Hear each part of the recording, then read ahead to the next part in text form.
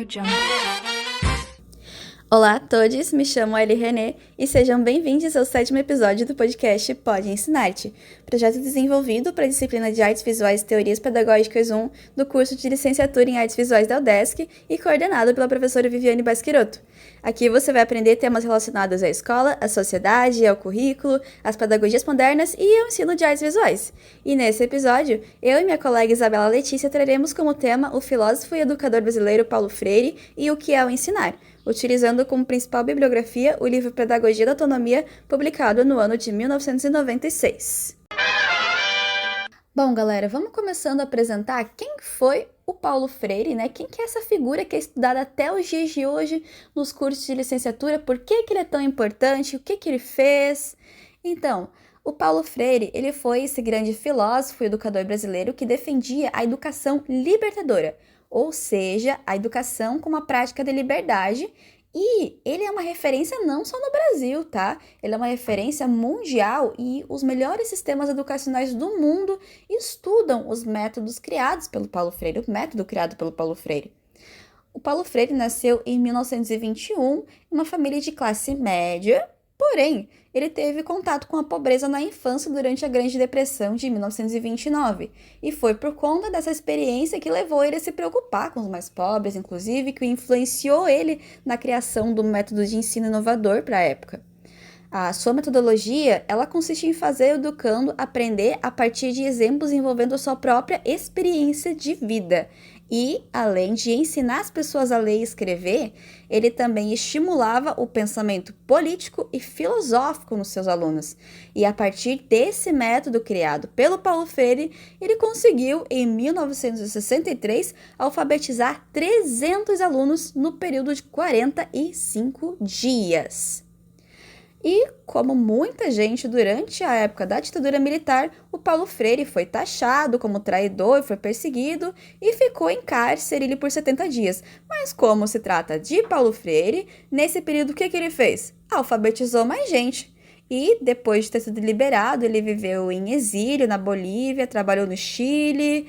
E depois desse ano, no ano seguinte, ele publicou o primeiro livro, que foi a Educação como Prática de Liberdade, que foi muito bem recebida, O falecimento do Paulo Freire ocorreu em 1997, mas o seu trabalho teve um legado de extrema relevância para a educação brasileira, que, como estamos vendo nesse episódio, prevalece até os dias de hoje. Seguiremos agora com a primeira reflexão da prática docente, que é baseado ali na leitura da obra Pedagogia da Autonomia, e já no primeiro capítulo nos é transferida a ideia de que a docência não existe sem a discência. E ele frisa a reflexão sobre a formação docente e a prática educativa, trazendo com ele aquela analogia do ato de cozinhar e de velejar. E ele nos apresenta que durante essas práticas se confirmam, se modificam ou se ampliam esses saberes. O Freire defende que deve-se alinhar e discutir alguns saberes fundamentais à prática educativo-crítica ou progressista e que, por isso mesmo, devem ser conteúdos obrigatórios à organização programática da formação docente.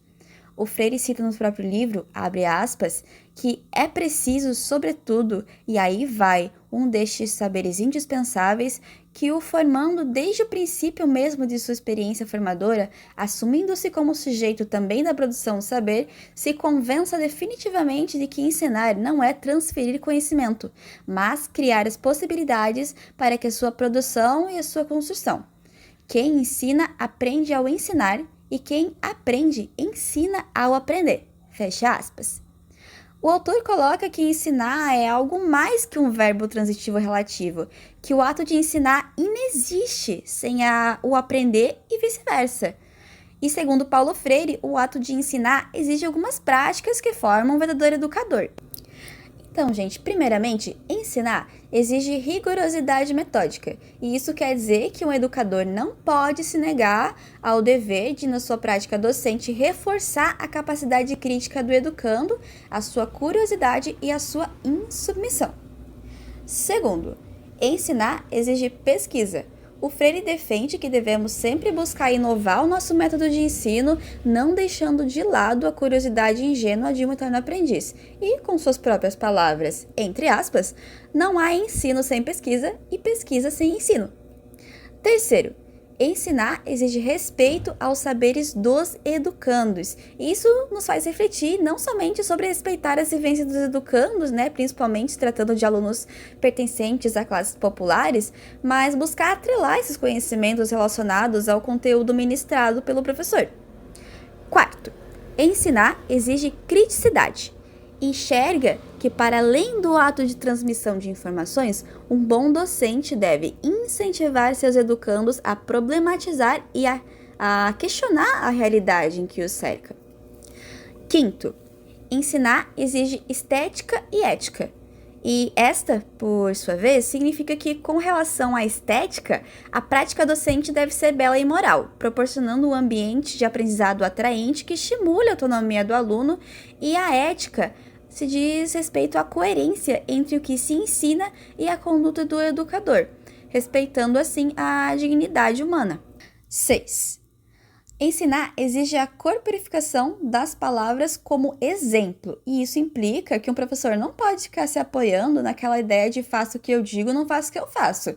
Para transmitir as ideias com credibilidade, deve-se colocar em prática aquilo que se quer transmitir em sala de aula.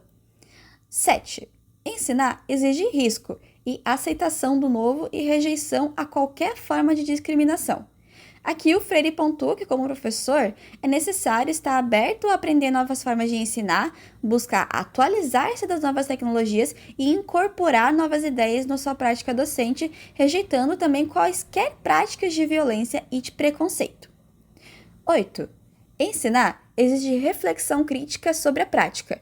E, como forma de superar o pensamento ingênuo, este tópico implica que o ato de ensinar é um processo que combina o fazer com o pensar sobre a atividade proposta. E essa reflexão crítica auxilia o docente a identificar os seus erros e acertos e aprimorar suas estratégias de ensino. 9. Ensinar exige reconhecimento e assunção da identidade cultural. E fechando esse tópico de uma maneira resumida, o Freire afirma que a prática de ensinar deve respeitar e valorizar as origens e bagagem cultural dos discentes, não somente transmitir aquilo que é de conhecimento técnico. E ao final do capítulo ele ainda conclui que não há prática docente verdadeira que não seja ela mesma um ensaio estético e ético. Permita-se-me a repetição. Agora, adentrando o segundo capítulo do livro, que o Paulo Freire chega argumentando que o ensinar não é transferir conhecimento. E o filósofo defende que o papel do educador é proporcionar um ambiente que possibilite a educação o educando a construção do seu próprio saber. E é muito comum, infelizmente, ouvirmos em instituições de ensino aquelas analogias de que se resumem que os alunos são um livro em branco em que os professores irão preencher com seus conhecimentos, e eu mesmo já ouvi isso na época da escola, e assim, eu vou lançar uma pergunta aos ouvintes. Vocês acham mesmo que as crianças são uma folha em branco? Porque eu acredito que qualquer um que passe menos de 5 minutos conversando com os pequenininhos refutaria essa ideia, e não foi diferente com o Paulo Freire. E vou citar aqui, entre aspas, que quando entro em uma sala de aula, devo estar sendo um ser aberto a indagações, à curiosidade, às perguntas dos alunos, às suas inibições, um ser crítico e inquiridor, inquieto em face da tarefa que tenho, a de ensinar e não a de transferir conhecimento. Essas foram as palavras do Paulo Freire nesse capítulo, tá? E o autor nos mostra que, para ser um bom professor, não basta apenas falar bonito, que a construção do conteúdo deve envolver a participação dos alunos, integrar aquilo que eles também nos trazem. E, com base nisso, o Freire afirma, novamente, vou resumir aqui, que ensinar exige consciência do inacabamento, que é onde o professor deve ter jogo de cintura para lidar com mudanças e o inesperado, compreendendo que o ser humano não é produto final e que continuamos nessa mesma metamorfose ambulante, e é esse inacabamento que dá ao ser humano a capacidade de mudar e se desenvolver. E, seguidamente, Ensinar exige o reconhecimento de ser condicionado, onde a gente se tira da posição de neutralidade e compreende que também possui influência histórica, cultural, social ou familiar, e utiliza desse fato como ferramenta para servir de mediador entre o aluno e se questionar, evitando reproduzir as ideologias sem embasamento.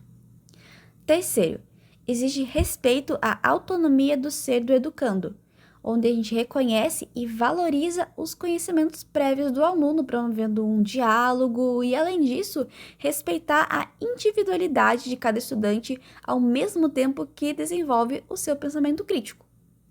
Quarto, ensinar exige bom senso, que é fundamental na hora de mediar conflitos, evitar a posição de autoridade autoritária e respeitar a identidade e dignidade do educando. 5. Ensinar exige humildade, tolerância e luta em defesa dos direitos dos educadores. Humildade para aprender com seus alunos e reconhecer-se como ser humano, tolerância para conviver com a diversidade e proporcionar um ambiente sem autoritarismo e luta para defender o seu educar, entendendo como posição política e transformadora da sociedade. 6. Ensinar exige apreensão da realidade, e isso inclui considerar os fatores sociais, históricos e ambientais de onde se está lecionando e promover uma reflexão crítica sobre tal. 7. Ensinar exige alegria e esperança, que é o que deve impulsionar o professor nessa longa jornada de prática docente, para que, junto com os educandos, possa ser possível construir um aprendizado memorável e significativo. 8. Ensinar exige convicção de que a mudança é possível, e é sobre motivar os educandos a mudar a sociedade em que eles vivem por meio da educação, e acreditar nesse futuro próspero também. 9. E o último, exige curiosidade, que é... vou começar de novo. E 9, e último, exige curiosidade, que é o que coloca o professor e aluno numa posição de pesquisadores e criadores. E, para o Freire, a curiosidade é o que move o estudante e o educador a questionar e inovar, cada um da sua maneira. E partindo para o terceiro e último capítulo do livro, o Paulo Freire discute sobre as exigências que vêm com o processo educativo. E o professor deve levar a sério sua formação, continuar estudando e se atualizar para descobrir os métodos mais eficazes de aprendizagem. A gente é um eterno aprendiz, a gente já sabe disso, né?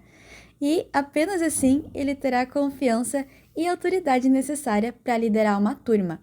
Contudo, essa autoridade dentro da sala não pode se tornar um autoritarismo.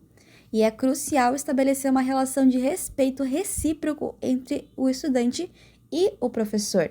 Isso se trata de aprender com o aluno, admitir os próprios erros e estar disponível para debater suas ideias, proporcionar ao aluno uma liberdade de questionar, de ter curiosidade e de se envolver com o conteúdo, onde o professor não precisa se preocupar em exigir respeito, porque isso já vai ser uma construção feita ao longo dos anos com o estudante, sabe? Ao longo dessa relação. O Paulo Freire ressalta a importância do professor de se posicionar politicamente, porque, como ele mesmo diz, a educação é política e ela não é e nunca será neutra. Os seus posicionamentos irão criar um vínculo com os alunos, o que resultará na intensificação da relação, contribuindo para o respeito mútuo entre o professor e o aluno. E, como suas próprias palavras, entre aspas, como posso ser neutro diante da situação, não importa qual seja ela, em que o corpo das mulheres e dos homens vira puro objeto de expoliação e de descaso? Estamos ficando por aqui. Esse foi o 7º episódio do podcast Pode Ensinar-te, onde a gente abordou um pouco mais sobre o método de ensino do Paulo Freire. Eu espero que tenham gostado, compartilhe com a sua turma e a gente se vê logo mais no próximo episódio. Até mais!